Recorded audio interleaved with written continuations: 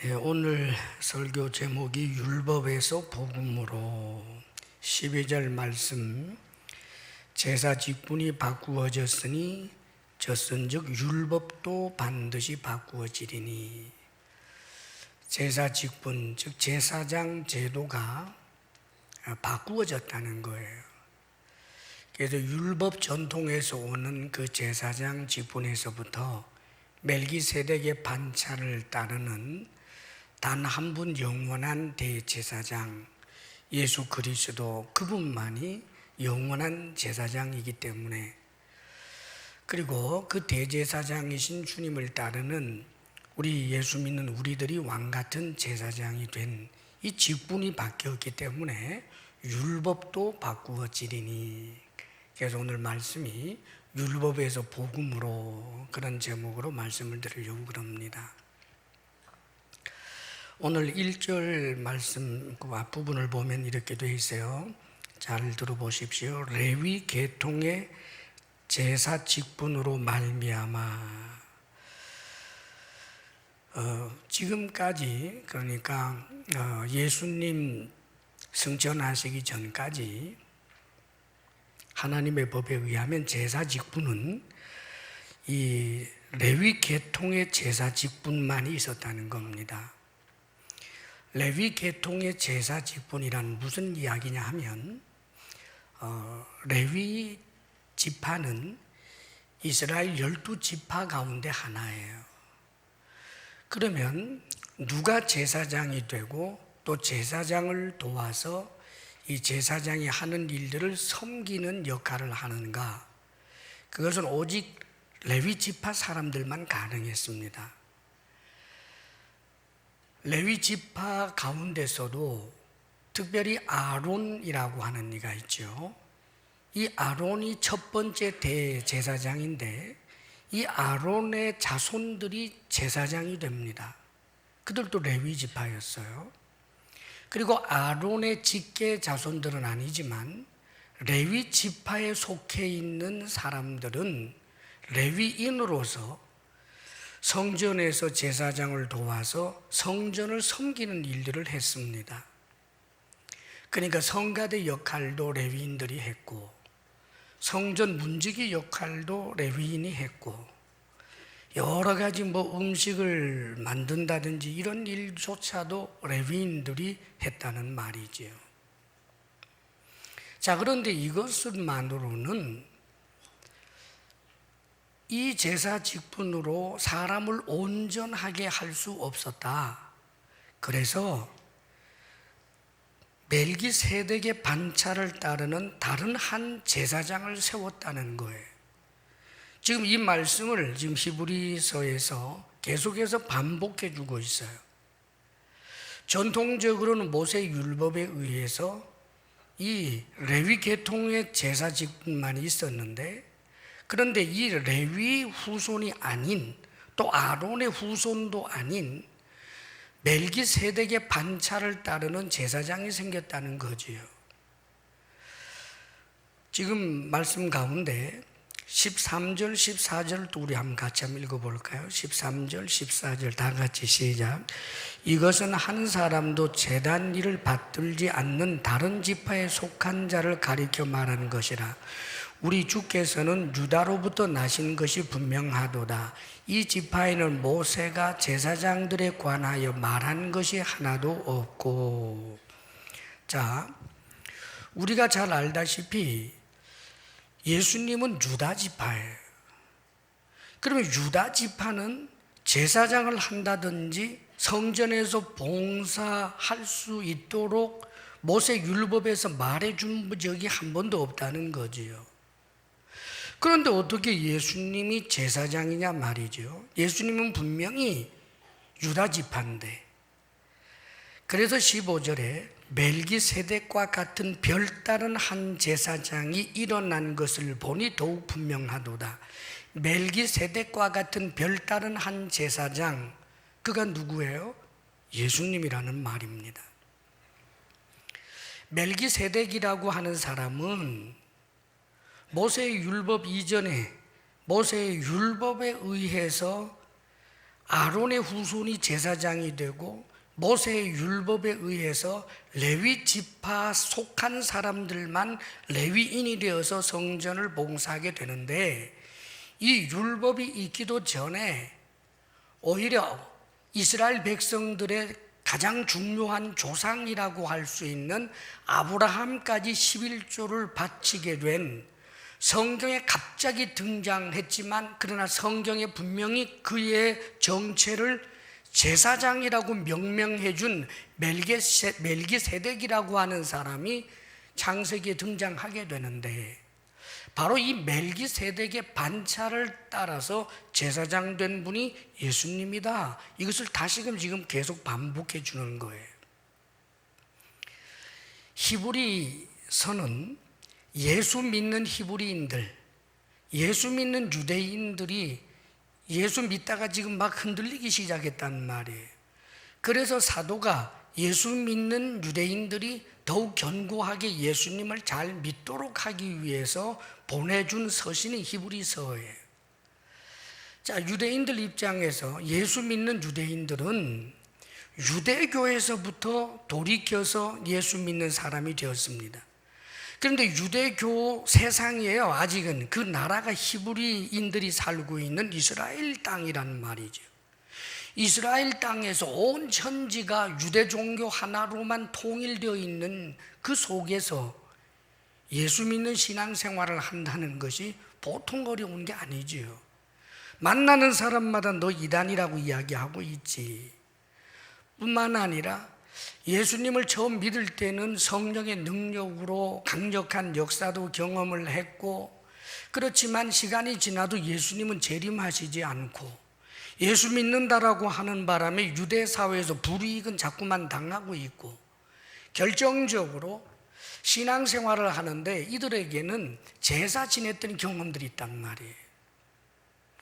유대 성전에 가서 양을 잡고 혹은 염소를 잡아서 자신들의 죄의 문제를 아뢰면서 제사를 드리는 그 일들을 경험하고, 성전뜰에서 하나님 앞에 바쳐진 그 제물, 화목 제물을 가지고 함께 나누어 먹었던 그런 종교 생활의 경험들이 그들에게는 있는데, 예수 믿고 나니까 성전에 가서 제사할 일도 없고 허전하기 짝이 없습니다.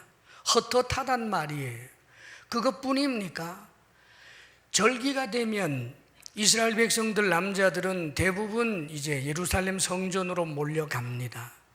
그런데 그때는 거기에 가서 자신들도 거기에 한 멤버로서 주인공으로 참여했는데, 이제 예수님을 믿고 가니까 문화적으로 그 절기를 따라서 예루살렘 성전에 가보기는 가지만 무언가 소외되어 있는 그런 느낌. 더더군다나 교리적으로 어떤 사람들이 시비를 거는 거죠. 너네들은 예수를 제사장으로 믿는다며.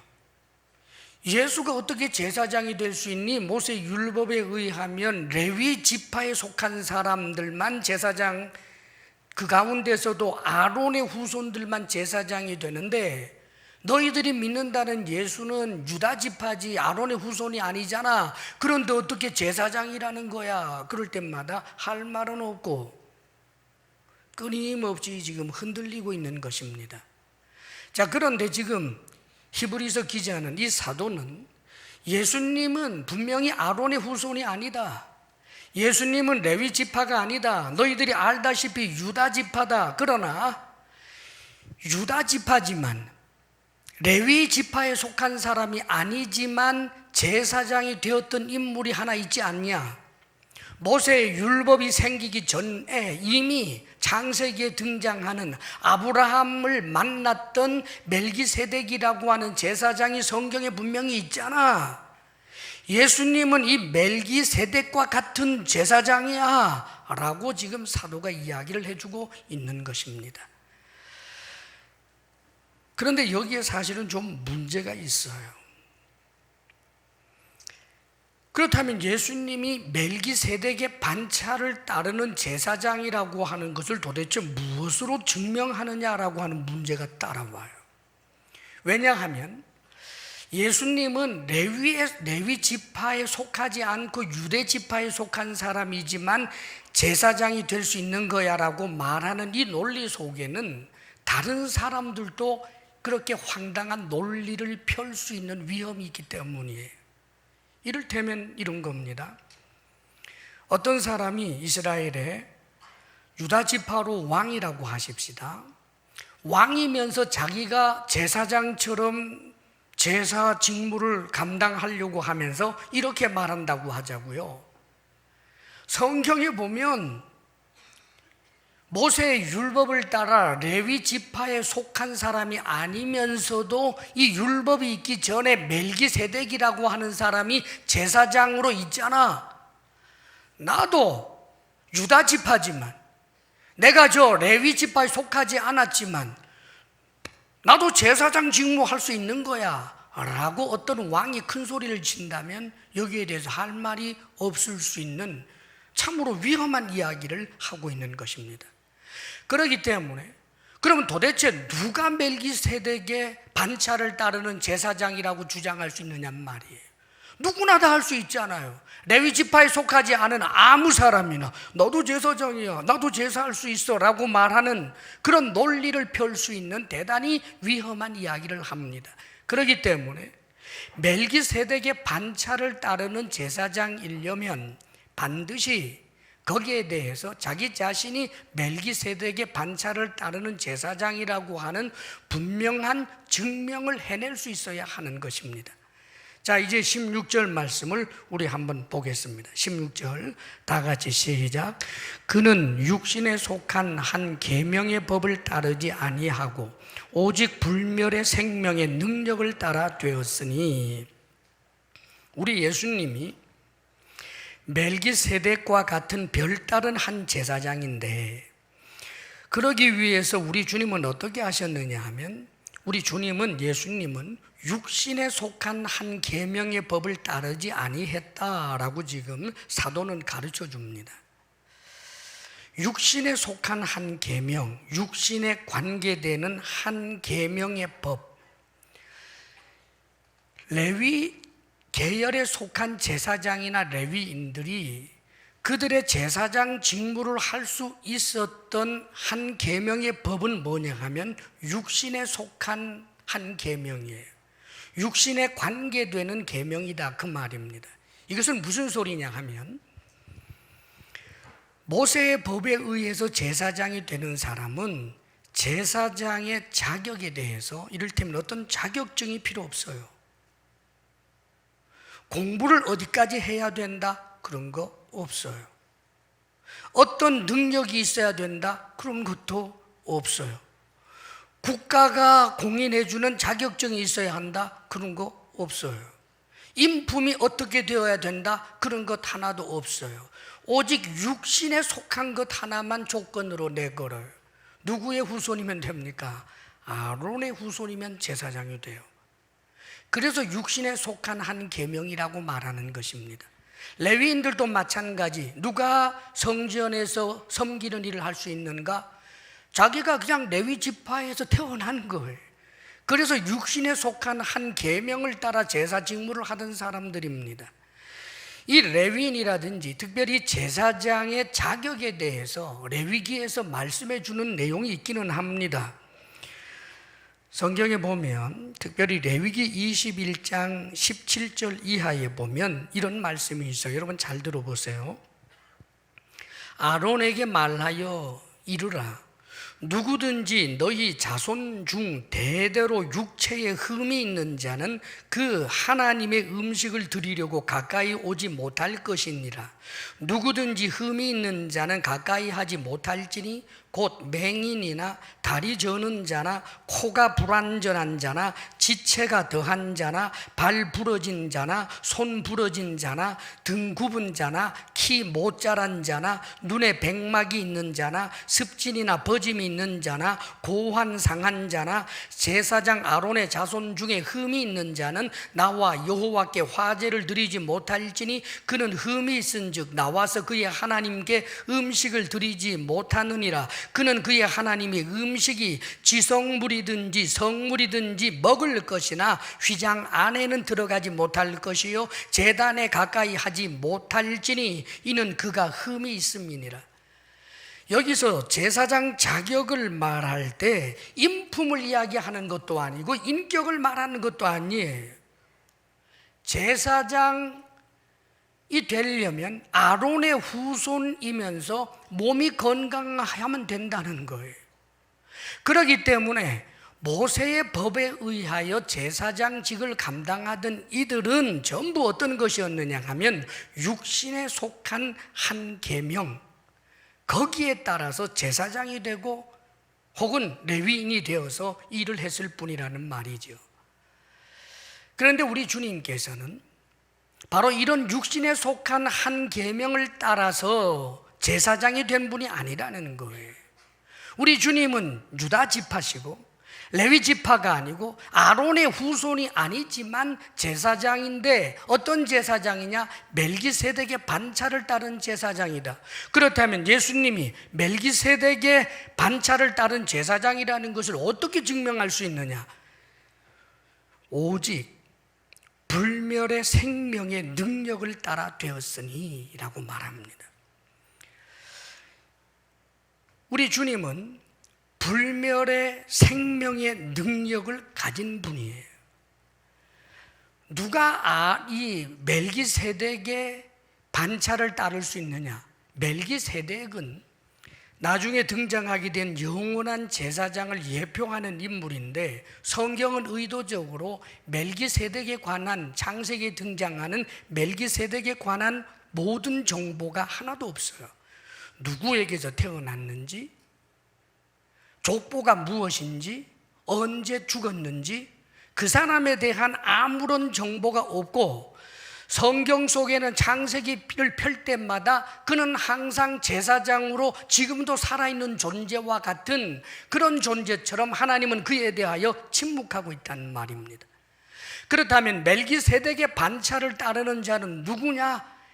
성경에서 멜기세덱이 여전히 살아있는 것처럼 지금도 죽지 않고 살아있는 존재여야만, 불멸의 존재여야만 멜기세덱의 반차를 따를 수 있다는 말입니다. 가령 이런 거예요.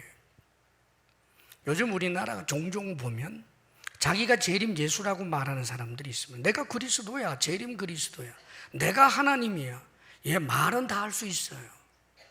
그런데 자기 자신이 하나님이라는 것을 증명하지 못합니다. 그가 말씀으로 수박 하나도 못 만들어요. 그가 죽은 자를 살린 적이 없어요. 그도 늙고 병들어 죽어요. 말로 내가 하나님이다, 그 소리 누가 못하겠어요? 사랑하는 여러분, 예수님도 마찬가지입니다. 예수님 자신이 당신은 길이요 진리요 생명이라고 말씀하셨습니다. 당신이 길이래요, 진리래요, 생명이래요. 또 말씀하시는 나는 부활이요 생명이니 라고 말씀하시면서 자신을 믿는 자는 죽어도 살고 영원히 살 것이다 라고 말합니다. 예, 말하셨어요. 근데 사실은 이 말은 누구나 할 수 있어요. 그런데 우리 주님은 말하셨을 뿐만 아니라 그 말씀에 대하여 스스로 증명하십니다. 불멸의 존재임을 그분이 스스로 증명합니다. 그분이 부활이고 생명이라고 하는 사실을 누가 증명하는가? 당신 자신이 증명한다는 말이에요. 우리 주님께서 이 땅에 계실 때 죽은 사람을 살리는 일을 합니다. 그런데 죽은 사람을 살릴 때 예수님의 측근의 사람들하고 따로 모여서 그들 속에서 죽은 사람을 살렸다, 이런 일이 일어났다, 그렇게 쉬쉬하면서 했던 그런 말이 아니에요, 여러분. 그것은 쇼지요. 그런데 우리 예수님이 죽은 자를 살리는 일은 예수님을 추종하고 따르고 믿는 사람들 뿐만 아니라 예수님을 믿지 아니하는 사람들조차 한가득 모여서 보고 있는 현장에서 죽은 사람들을 살려냅니다. 이를테면 우리 주님께서 나는 부활이요 생명이니 나를 믿는 자는 죽어도 살겠고 이런 말씀을 하시고 난 다음에 무덤에 들어간 지 나흘이 된 나사로를 나사로야 나오너라 라고 해서 나사로를 살려냅니다. 이스라엘에서는 사람이 죽으면 우리처럼 3일쯤 지난 다음에 무덤에 넣는 것이 아니라 날씨 때문에 금방 죽었다라고 하는 판단이 서게 되면 그러면은 무덤에 놓아요. 굴에다 놓고 그 굴을 큰 돌로 막아 놓는단 말이죠. 그리고 나서 그때부터 장례 예식이 오랜 시간이 지속이 되는 거예요. 5일도 하고 6일도 하고 긴 시간을 장례 시간이 있단 말이죠. 자, 예수님이 왔을 때는 나사로는 지금 장례져 있고 지금 장례 절차가 진행되면서 애곡하고 그 동네 사람들이 온통 모여 있는 그 한복판 안에서 죽은 나사로를 살려낸 거예요. 숨어서 한 일이 아닙니다, 여러분. 예수님의 직근의 사람들 한둘이 말하는 그런 내용이 아니라 그 말입니다. 그뿐만 아니라 우리 주님께서 저 나인성에서 나오는 상녀를 막아 세웁니다. 사랑하는 여러분, 사람이 죽어서 이제 상녀가 가게 될 때 어느 누구도 거기 막아서는 법이 없어요. 있을 수 없는 일입니다. 그런데 예수님께서 그 상녀를 멈추어 세웁니다. 그 상녀를 따라오던 애곡하던 사람들이 깜짝 놀라지요. 충격적인 사건입니다. 그 주변에 있던 다른 사람들도 아니 저게 무슨 일이야? 아니 왜 저래? 모두가 눈을 부릅뜨고 깜짝 놀라서 쳐다보고 도대체 예수가 무슨 소리를 하려고 그러나 귀를 기울여 주목하고 있는 그 상황 속에서 우리 예수님은 죽은 그 과부의 아들을 살려내셨습니다. 회당장 야이로의 딸도 숨어서 한 일이 아닙니다. 그가 죽은 것을 알고 애석게 하는 그 상황 속에서 우리 주님은 회당장 야이로의 딸을 살려내신 것입니다. 다시 말하면 주님은 당신이 부활이요 생명이다라고 하는 것을 당신 자신의 능력으로 증명하신 분이에요. 그뿐만 아니라 우리 주님께서는 당신 스스로가 내가 언젠가는 이방인들에게 넘겨져서 괴롭힘을 당하고 십자가에 못 박혀 죽을 것이라고 말씀하십니다. 그러나 3일 만에 부활하리라 라고 말씀하셨지요. 그런데 주님께서는 죽은 지 3일째 되는 날 부활하셨습니다. 그런데 부활하신 것을 증명해 보이시기 위해서 40일 동안이나 이 땅에 계시면서 여러 번 제자들에게 나타나셨습니다. 제자들과 함께 음식을 먹는 일도 있었고 이곳에서 저곳에서 40일 동안 그렇게 당신이 살아난 것을 보여주시고 그리고 나서는 500여 명이 모여있는 감람산에서 그 기슭에서 그들이 보는 앞에서 승천하여 올라가신 분, 그분이 예수님. 그래서 그분은 지금도 영원히 살아계시는 분이란 말입니다. 흔히들 사람들이 생각할 때 누가 죽었다고 할지라도 그 영혼이 떠나갔으면 그 영혼이 영원하니까 영원히 살아있습니다. 그런 의미에서 살아있는 분, 그 뜻 아닙니다. 예수님은 부활하신 분이에요. 뼈가 있고 살이 있고 나를 만져보라 하신 그분, 우리처럼 약하고 연약한 몸이 아니라 신령한 몸으로 부활하였지만 죽었다가 말 그대로 다시 부활해서 영원히 살아계시되 지금 하나님 보좌 우편에 앉아 계시는 분, 사랑하는 여러분, 이분이 멜기세덱의 반차를 따를 수 있는 유일한 대제사장, 우리 주님 그리스도이신 것입니다. 할렐루야. 지금 사도는 히브리인들에게, 예수 믿는 유대인들에게 이 사실을 말하는 거예요. 왜 너희들이 제사장이 없는 것에 대해서 안타까워하느냐? 왜 예수님이 제사장이 아닌 것처럼 그렇게 생각하느냐? 예수님은 저 육신에 속한 계명을 따른 제사장이 아니라 멜기세덱의 반차를 따른 제사장이고, 멜기세덱의 반차를 따른 제사장이라고 하는 것은 우리들의 주장이 아니라 그분 자신이 불멸의 생명의 능력을 따라서 스스로 증명한 분이다. 이분이 우리가 믿는 대제사장이요 우리의 그리스도이시다. 그러므로 흔들지 말아라고 그렇게 강력하게 권하고 있는 것입니다. 그래서 한 가지 말씀을 더욱더 인용해 주고 있어요. 17절 말씀 우리 같이 한번 읽습니다. 시작. 증언하기를 내가 영원히 멜기세덱의 반차를 따르는 제사장이라 하였도다. 네가 영원히 멜기세덱의 반차를 따르는 제사장. 사랑하는 여러분, 모든 제사장들, 육신에 속한 율법을 따라 이 땅에 있었던 제사장은 제사장 직무를 시작하고 언젠가는 그만두고 언젠가는 죽습니다. 멜기세덱의 반차를 따르려면 영원해야 합니다. 죽지 않아야 돼요. 그런 존재가 있을 수 없단 말입니다. 예수님만 그런 분이라는 뜻이에요. 이 네가 영원히 멜기세덱의 반차를 따르는 제사장이라고 하는 이 말씀은 시편 110편 4절 말씀을 인용해 준 거예요.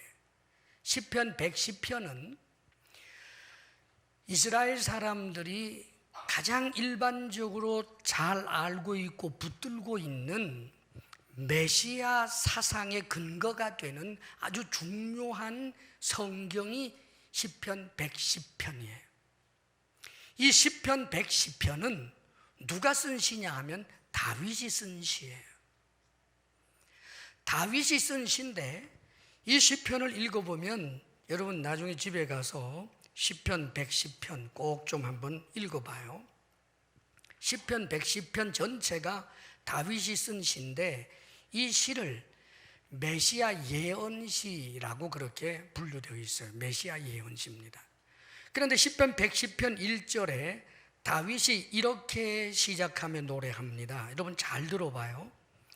여호와께서 내 주에게 말씀하시기를 내가 내 원수들로 네 발판이 되기까지 너는 내 오른쪽에 앉아 있으라 하셨도다. 이 말씀을 한번 조금 더 깊이 생각해 보실래요?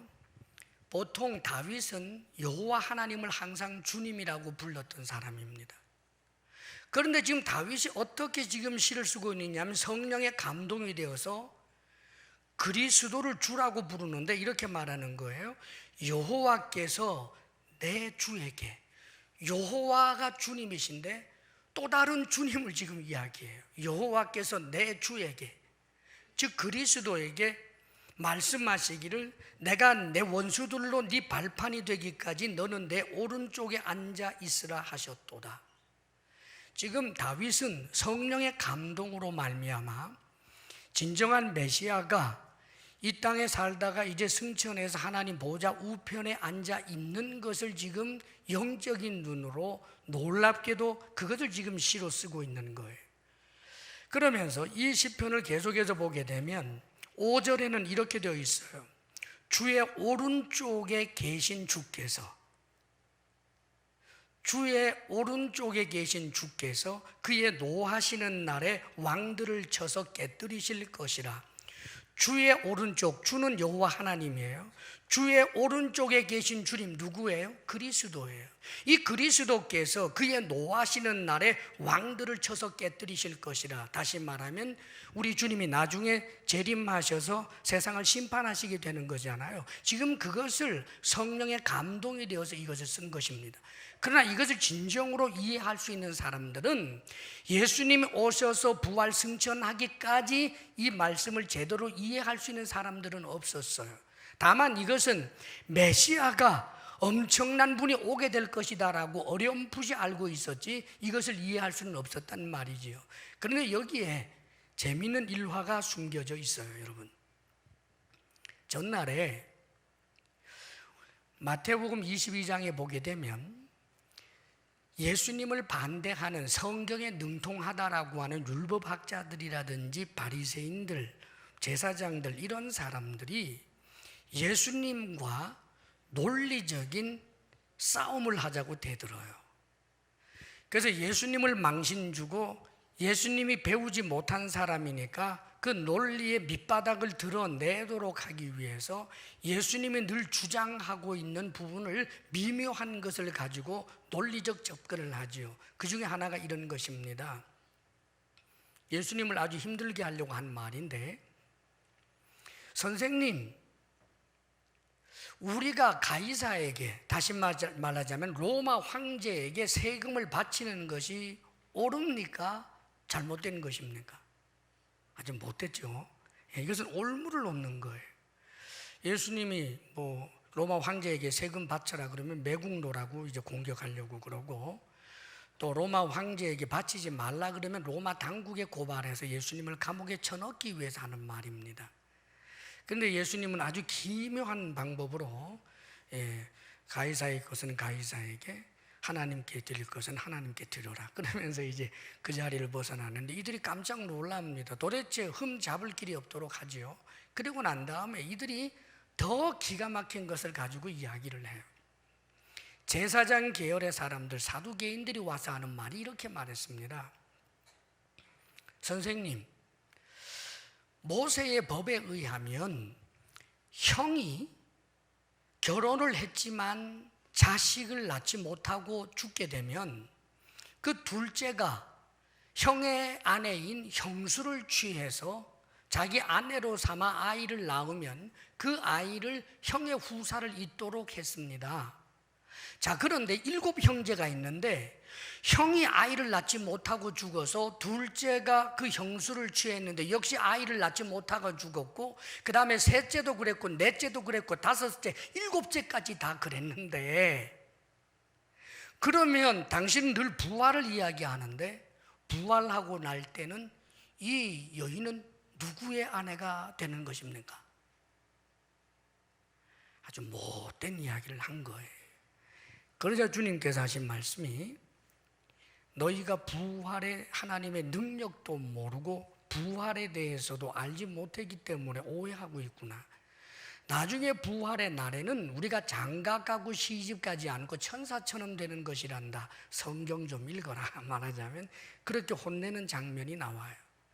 그리고 난 다음에 오히려 예수님께서 이들에게 질문을 하십니다. 너희들은 그리스도에 대해서 어떻게 생각하느냐? 그리스도는 누구의 자손이냐? 다윗의 자손입니다. 그래? 그러면서 이 시편 110편 1절을 말하는 거예요. 그래, 그렇다면 다윗이 그리스도가 다윗의 후손인데, 다윗이 성령의 감동이 되어서 자신의 후손인 그리스도를 향하여 주라고 말했는데, 그렇다면 어떻게 그리스도가 다윗의 후손이라고 할 수 있느냐? 설명 좀 해봐라. 이들이 전부 합주기가 되어버립니다. 그렇죠.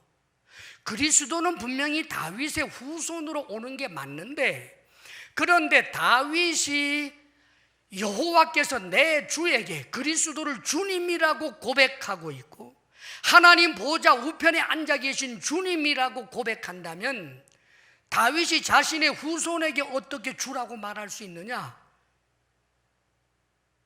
그러니까 이들이 설명할 방법이 없어서 다음부터는 예수님에게 논쟁하자고 대드는 사람이 하나도 없다라고 기록이 되고 있어요. 사랑하는 여러분, 우리 주님이 누굽니까? 다윗의 후손으로 오신 분 맞아요. 그러나 다윗의 후손이 아니에요. 그분은 다윗의 후손으로 이 땅에 오기는 했지만 다윗의 주님입니다. 다윗의 조상인 아브라함의 주님입니다. 아브라함의 조상인 노아의 주님입니다. 노아의 조상인 아담의 주님이십니다. 우리 예수님 메시아, 멜기세덱의 반차를 따라서 이 땅에 오신 영원한 대제사장, 하나님의 보좌 우편에 앉아 계시는 그분은 천지를 창조하신 하나님이십니다. 사랑하는 여러분, 저와 여러분이 믿고 있는 예수님이 그런 분이라는 사실을 잊지 마시기를 바랍니다. 다른 이름 때문에 흔들리지 마십시오. 다른 종교의 시조라고 하는 사람들이 한 일, 그들의 위대한 점, 그들의 어록, 그런 것 가지고 주님과 비교하지 마십시오. 우리 주님과 석가모니를 비교한다든지, 우리 주님을 공자님과 비교한다든지, 소크라테스와 비교한다든지 세상 사람들이 말하는 것이고, 우리 주님은 그분들과 비교할 수도 없는 천지를 창조하신 하나님, 그러면서도 스스로 사람이 되셔서 다윗의 후손이 되어 이 땅에 오신 분, 그러나 지금 역시 다윗의 주님이 되어서 영원히 하나님 보좌 우편에 앉아 계시면서 언젠가는 세상을 심판하기 위하여 오실 우리의 주님, 영원한 대제사장 예수님을 우리가 믿고 있는 것입니다. 그러므로 사랑하는 여러분, 이 위대하신 주님을 믿는 믿음에서 어떤 경우에도 흔들리지 않기를 주의 이름으로 축원합니다. 이제 17절 18절 19절 말씀 우리 같이 읽어요. 다 같이 시작. 전에 있던 계명은 연약하고 무익함으로 패하고 율법은 아무것도 온전하게 못할지라 이에 더 좋은 소망이 생기니 이것으로 우리가 하나님께 가까이 가느니라. 제사장 직분이 이제 제사 직분이 바뀌었기 때문에 이제는 그 율법도 반드시 바꾸어진다라고 그랬죠. 12절에 그렇게 말씀했는데 지금 18절에 그 이야기를 하고 있는 것입니다. 전에 있던 계명은 연약하고 무익함으로 패하고, 그래서 더 좋은 소망, 즉 복음이 생겼는데 이것으로 우리가 하나님께 가까이 가느니라 그렇게 말씀합니다. 율법이 폐하여졌다고 지금 선언을 해요. 율법이 폐하여졌다라고 하는 이 말씀의 1차적인 의미는 의식법들이 폐하여졌다는 말이에요. 다시 말하면 제사제도처럼 지금도 소를 잡고 양을 잡아서 하나님 앞에 갈 필요 없어요, 여러분. 지금은 성전을 지을 때 이 성경 속에 있는 그 회막의 규격이나 혹은 솔로몬에게 이야기했던 그 성전 규격을 따라서 그렇게 반드시 성전을 지어야 할 이유도 없어요. 이 의식법이 폐하여졌다는 말입니다. 돼지고기를 먹으면 안 된다, 이것 의식법이에요. 이런 법들은 다 폐하여졌습니다. 자, 그런데 폐하여졌다면은 그러면 이런 것은 어떤가? 도적질하지 말라, 살인하지 말라, 간음하지 말라, 거짓말하지 말라, 이웃의 것을 탐내지 말라. 그럼 이런 계명들 이것도 다 폐하여진 것인가? 사랑하는 여러분, 어떻게 생각하세요? 그럴 수가 없지요. 우리 주님께서 예수 믿는 사람들은 마음대로 죄 지을 자유를 주기 위하여 십자가에 못 박힌 게 아니잖아요. 결코 우리 주님이 우리로 하여금 이 모든 하나님의 구약의 모든 가르침에 대해서는 이제는 쓸데없는 것으로 떼어내도 괜찮고 없애도 되는 것으로 그렇게 말씀하시지는 않아요. 사실 예수님 이런 말씀을 하십니다. 마태복음에 보게 되면 내가 율법이나 선지자를 폐하러 온 줄로 생각지 말라. 내가 폐하러 온 것이 아니라 율법을 완전케 하려 함이로라. 천지가 없어질지언정 율법의 1.1획도 없어지지 않고 반드시 이루리라 라고 말씀하십니다. 우리 주님께서는 율법을 폐하는 것이 아니라 율법을 온전케 하기 위하여 당신이 오셨다라고 그렇게 말씀하시는 거예요. 그런데 성경을 읽어보게 되면 에베소서 2장 15절에 법조문으로 된 계명의 율법을 폐하셨으니 폐하였다고 선언합니다. 골로새서 2장 14절에는 우리를 거스리고 불리하게 하는 법조문으로 쓴 증서를 지우시고 제하여 버리사 십자가에 못 박으시고, 성경 곳곳에서는 율법을 폐하였다, 율법을 제하여 버렸다, 혹은 율법을 찢어버렸다, 십자가에 못 박아버렸다, 이런 내용도 많이 있단 말입니다. 그렇다면 우리 주님께서 율법을 폐하는 것이 아니라 완전케 하겠다라고 한 말씀과 사도들이 여러 서신을 통하여 말씀하는 것이 서로 모순되고 충돌되는 것일까? 그 뜻이 아닙니다, 여러분. 강조점이 다르고 사실은 같은 이야기예요.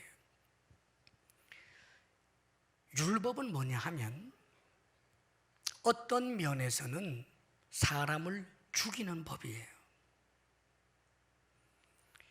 율법은 법이 세워지면 그 법에 거슬리고 법에 저촉이 되는 사람은 그 법에 따른 형벌을 받게 되어 있잖아요. 율법에는 많은 죄 목록이 있습니다. 그런데 그 죄를 범하게 되면 율법에 의해서 정해진 죄의 형벌이 있는데 그게 뭘까요? 멸망이에요. 영원한 지옥 형벌이다, 그 말입니다. 다시 말하면 세상 법처럼 아주 이 죄 목록의 서열을 정해가지고 큰 죄는 사형, 그 다음 흉악한 죄는 30년, 40년, 어떤 죄는 10년, 어떤 죄는 5년, 어떤 죄는 벌금 얼마, 이게 아니라 큰 죄든 작은 죄든 율법을 어긴 모든 죄의 삭은 무엇인가? 사망이에요. 그 사망이란 육신의 죽음뿐만 아니라 영원한 지옥 형벌에 들어가는 것까지 말하는 거예요. 그런 의미에서 율법은 사람을 죽이는 법이에요. 왜냐하면 율법에서 나는 아무런 허물이 없다라고 말할 수 있는 인간은 단 하나도 없기 때문입니다. 형제를 향하여 미련한 놈이라고 욕하는 순간 그를 지옥불에 넣겠다고 했는데, 사랑하는 여러분, 우리가 무인도에서 가족하고만 살아도 그저 짓고도 남아요. 자기 아들 보고도 욕할 때가 얼마나 많아요.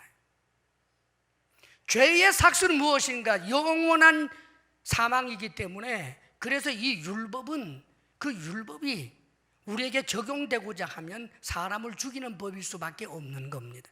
그런데 제사장이 바뀌었어요.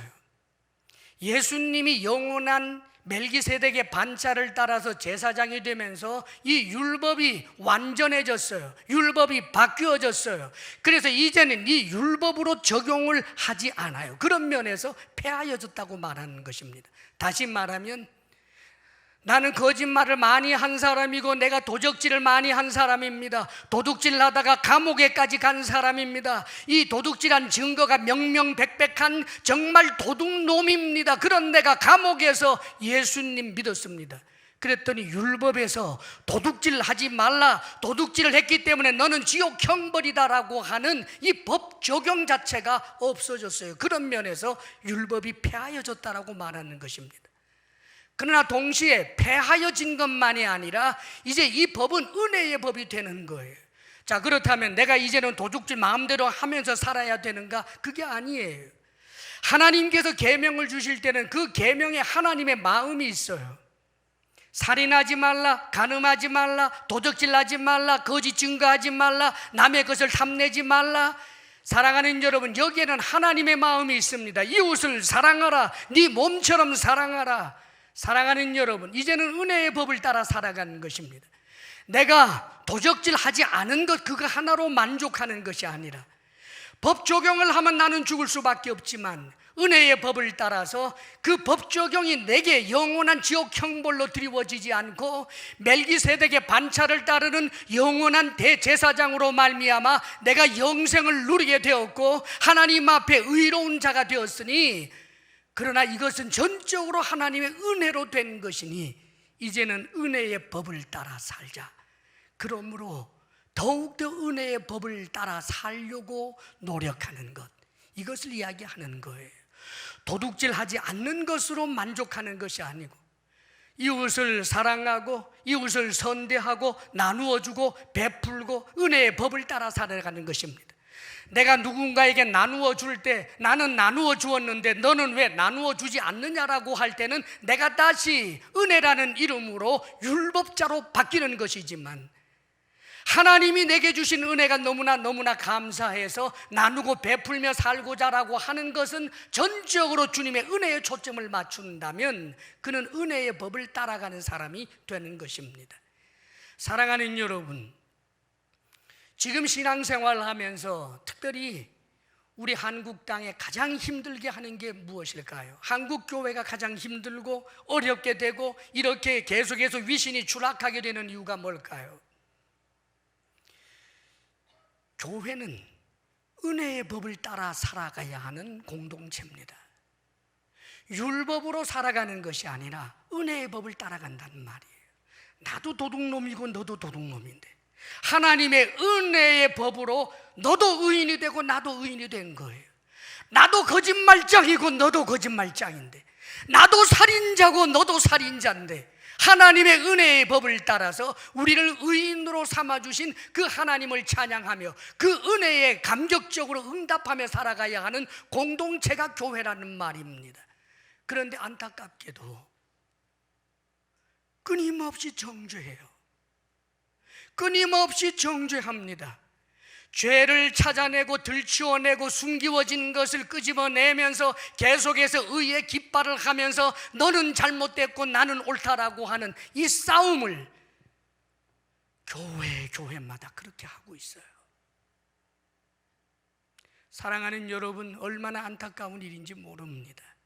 조금 전에 여러분들이 신앙 고백할 때 한 신앙 고백이 있잖아요. 누군가가 내게 잘못을 범한 것을 내가 용서하여 준 것처럼 내 죄를 사하여 주옵소서라고 우리는 신앙 고백을 합니다. 사랑하는 여러분, 왜요? 거기에 주님의 마음이 있기 때문입니다. 우리는 이미 주님께로 말로 못할 은혜를 입고 용서를 받은 사람이에요. 용서받은 내가 이 은혜를 가지고 은혜의 법을 따라 살려면 내게 잘못한 사람을 내가 또한 용서해 주고 용납해 주게 될 때 내가 연약하기 때문에 하나님의 자녀이면서도 하나님의 자녀답지 않게 살아가는 나의 연약함을 주님께서 여전히 용서해 주시고 긍휼히 여겨주시는 은혜의 관계가 형성될 수 있기 때문입니다, 여러분. 그런데 너무나 그럴 줄 몰라요. 얼마나 정죄하는지, 얼마나 용서하지 않는지, 얼마나 미워하는지 그 이유는 의 때문입니다. 우리나라에 안나가 성도, 소위 가나안 성도가 200만이라는 이야기가 있어요, 여러분. 왜 안 나갈까요? 실망 때문입니다. 어떤 성도에 대해서 실망하고 어떤 장로, 어떤 목사, 어떤 권사에 대해서 실망했기 때문에 그래서 안 나가는 거예요. 저 더러운 사람들이 우글거리는 교회 나는 가기 싫다. 그래서 나 혼자 차라리 예배 드리겠다. 사랑하는 여러분, 그게 하나님께 통할까요? 왜 그렇게 되었을까요? 나는 의롭고 너는 더럽다는 거예요. 나는 의롭고 너는 불의하다는 거예요. 그래서 실망하는 것입니다. 사랑하는 여러분, 기억하십시오. 우리가 누구에게 실망한다는 말입니까? 내가 과연 그보다 얼마나 의롭기에 내가 누군가에게 그렇게 실망한다는 말입니까? 사랑하는 여러분, 성경은 그렇게 가르쳐 주지 않아요. 우리 주님께서 데나리온과 달란트 비유하신 것 잘 아는 줄 압니다, 여러분. 1만 달란트 빚진 자와 100데나리온 빚진 자 이야기예요. 1만 달란트 6천억 정도 된다고 생각하면 됩니다. 100데나리온 1,000만 원 정도 된다고 생각하면 돼요. 우리식으로 말하면 이런 것입니다. 재산이 제법 있는 사람이니까 6천억이라고 하는 빚을 졌겠지요. 100억, 200억 정도 되는 엄청난 재산을 가진 자가, 그러니까 무슨 사업을 하든 어떤 일로 인해서 하여간 어마어마한 빚을 졌어요. 6천억. 그런데 그 빚 갚을 수 있나요? 자기 재산 아무리 많아도 100억, 200억 다 팔아도 1만 달란트 6천억의 10분의 1도 못 갚아요. 그런데 왕이 탕감해 주었습니다. 그 빚 없는 걸로 해줬어요. 그러면 어깨춤을 추고 감사해야 될 일이지요. 맞아요. 그런데 자기에게 빚진 사람 1,000만 원, 1,000만 원 빚진다라고 하는 것은 1,000만 원도 없는 사람, 자기보다 훨씬 더 가난하고 어려운 사람, 그 사람이 자신에게 빚졌는데 빚진 거 내놓으라고 해서 조금만 참아주십시오, 기다려주십시오 했더니 감옥에 쳐넣었다. 그랬더니 임금이 노해서 1만 달란트 다시 갚을 때까지 감옥에 쳐넣어라. 사랑하는 여러분, 주님께서 말씀하신 것이 무엇입니까? 은혜의 법을 따라 살라는 거예요. 내 죄가 용서받았는데 형제의 죄에 대해서 왜 그렇게 후벼 파느냐, 그 말입니다. 네 죄가 용서받았는데, 네가 용서받았는데 왜 남을 그렇게 용서하지 못하고 용납하지 못하느냐는 그 말입니다. 사랑하는 여러분, 우리는 율법으로 살아가는 사람들이 아닙니다. 은혜의 법을 따라 살아가야 하는 거예요. 죄 짓는 사람을 보십니까? 안타까워할지언정 실망하지 마십시오. 안타까워하십시오. 우십시오. 그를 위해서 기도하십시오. 그러나 그에게 실망하였다고 해서 그를 정죄하고 그를 미워하고 그를 부끄럽게 하고 그를 망가뜨리려고 하는 어떤 논리도 펴지 마십시오. 사랑하는 여러분, 우리는 죄를 분별하지 못하는 자가 되어야 된다는 뜻이 아닙니다. 우리 형제 가운데 예수 믿는 사람이, 심지어 목사가 범죄하는 모습을 보거든 여러분 우십시오. 나를 위해서 기도해 주십시오. 그 목사에게 다가와서 목사님의 잘못이 이것입니다라고 이야기하십시오. 돌이킨다면 그는 오히려 목사를 얻고 형제를 얻는 것이겠습니다마는, 만일 그럼에도 불구하고 그가 회개하지 않는다면 그 책임은 그에게 있는 것입니다. 그러므로 죄 짓는 형제를 보고 여러 가지 허물이 많은 일을 볼 때 그를 부끄럽게 하려고, 그를 망가뜨리려고 하는 그 어떤 시도도 여러분들 해서는 안 되는 것입니다. 논리라고 하는 것이 있습니다. 죄를 지적하고 저것은 잘못이다라고 하는, 저것은 불의한 일이다라고 하는 것을 논리적으로 펴려고 할 때는 항상 그 논리는 나오는 법입니다. 여러분의 사랑하는 아내를 지켜보면서 아내의 잘못을 논리적으로 한번 추적해 보십시오. 10가지 100가지가 넘어지기 시작하고 나중에는 꼴도 보기 싫어지는 법입니다. 여러분의 아들, 딸은 안 그런 줄 아세요? 여러분들의 아들, 딸이 이런 면이 잘못됐다, 저런 면이 잘못되었다, 논리적으로 따져보십시오. 아들이 아니라 원수가 되어버리고 말지. 사랑하는 여러분, 은혜의 법으로 살아야 하는 것입니다. 용서하십시오. 용납하십시오. 위에서 기도하십시오. 사랑하십시오. 왜요? 우리가 그렇게 주님께 사랑받고 용서받고 용납받은 존재이기 때문입니다. 주사랑교회 공동체가 그런 공동체가 되기를 원하며 그런 영향력이 확산될 수 있기를 바랍니다. 한국교회의 가장 큰 문제는 서로 싸우는 데 있습니다. 나는 옳고 너는 그러다라고 하는. 사랑하는 여러분, 주님 안에서 승리하고 이제는 율법이 아니라 복음으로, 은혜의 법으로 살아가는 하나님의 사람들이 다 되시기를 주의 이름으로 축원합니다. 기도하겠습니다. 아버지 하나님, 우리가 율법으로가 아니라 은혜의 법으로 살게 하시고 복음으로 살게 하여 주옵소서. 주님께서 우리를 용서하시고 용납하신 것처럼 형제를 용서하고 용납하며 위하여 기도하며 그가 바르게 세워지기까지 힘써서 노력할 줄 아는 하나님의 사람 되게 하시고, 아버지 하나님, 우리 스스로 교만하여 의의 방석에 앉지 않게 하여 주시옵소서. 예수님 이름으로 기도합니다. 아멘. 주님, 거짓말쟁이, 도둑질한 사람, 음란한 사람, 미움으로 살인으로 정죄받은 우리를 죄 없다 하시고 의롭다 하시고 하나님 자녀 삼아주신 크신 은혜를 감사합니다.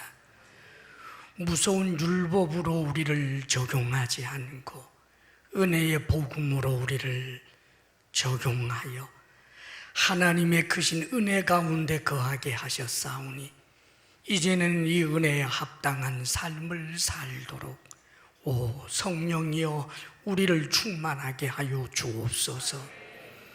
서로를 냉정하게 바라보며 미워하고 분노하고 정죄하지 않게 하여 주옵소서. 주의 크신 은혜를 입은 형제 자매를 향하여 주님의 마음으로 용서하고 용납하며 사랑하는 일에 힘쓰는 우리들이 되게 하옵소서. 아버지 하나님, 주님 주신 은혜 생각하며 우리가 예물 올려드리오니 이 예물을 받아 주시옵소서. 주의 사랑하는 우리 성도들의 일터에 복 주시기를 원합니다. 건강 주시기를 원합니다. 마음의 평강 주시기를 원합니다. 부부사랑 돈독하게 하여 주옵소서. 우리들의 자녀들이 우리들보다 더 큰 믿음의 사람으로 오직 주를 예배하며 복음으로 살게 하옵소서. 이제는 우리 주 예수 그리스도의 크신 은혜와 하나님 아버지의 한없는 사랑과 성령의 교통하심과 충만케 하심이 은혜의 복음을 주셔서 감사합니다. 복음으로 살겠습니다 결단하며 나아가는 사랑하는 모든 성도들 위해 이제로부터 영원토록 함께 하시기를 간절히 축원하옵나이다. 아멘.